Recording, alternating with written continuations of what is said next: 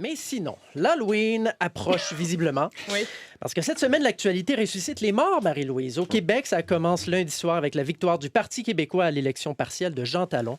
Le Parti québécois est de retour à Québec. Le Parti québécois est de retour au Québec.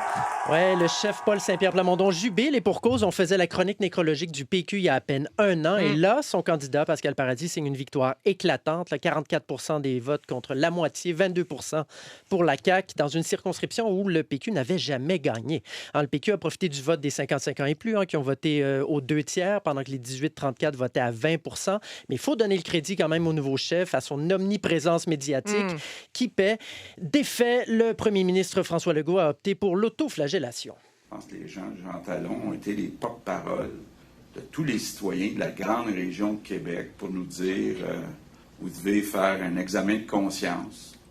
C'est ce qu'on va faire. Et comment expliquer cette défaite? Les services publics déficients, les réseaux de la santé et de l'éducation qui sont en crise, les milliards de dollars dispersés aux entreprises étrangères pendant qu'on n'offre même pas l'inflation aux employés de l'État, la hausse de salaire de 30 000 aux députés, la gestion catastrophique de la transition numérique à la SAC, l'itinérance qui a doublé, la crise du logement qui s'aggrave. Non! Le lendemain, François Legault a décidé qu'il a perdu à cause de ça.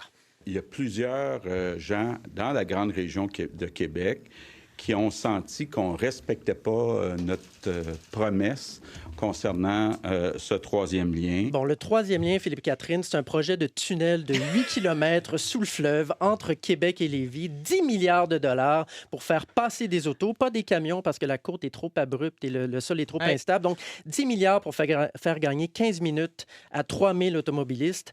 Voilà, donc, on relance... C'est bien que vous le résumiez voilà. pour tout le monde. On relance l'idée du troisième lien. Un tunnel, peut-être. Un pont, on ne sait pas. Même si Jean Talon est à des kilomètres du troisième lien, même si le seul parti pour le troisième lien a eu 6 des voix, moins encore qu'aux dernières élections, pour François Legault, c'est le troisième lien.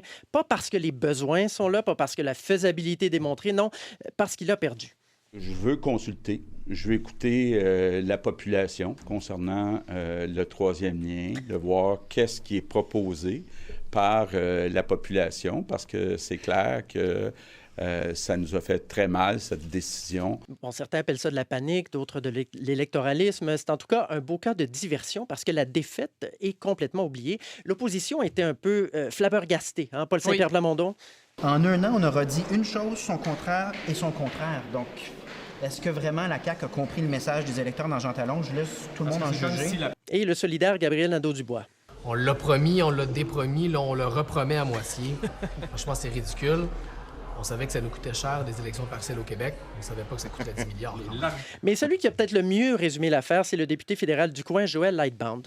Puis des fois, quand je regarde toute cette saga-là, ça me fait un peu penser au dîner de cons. Là. C'est la population de Québec qui semble y être conviée. Une dure semaine au bureau, comme a écrit François Legault ce matin sur Facebook.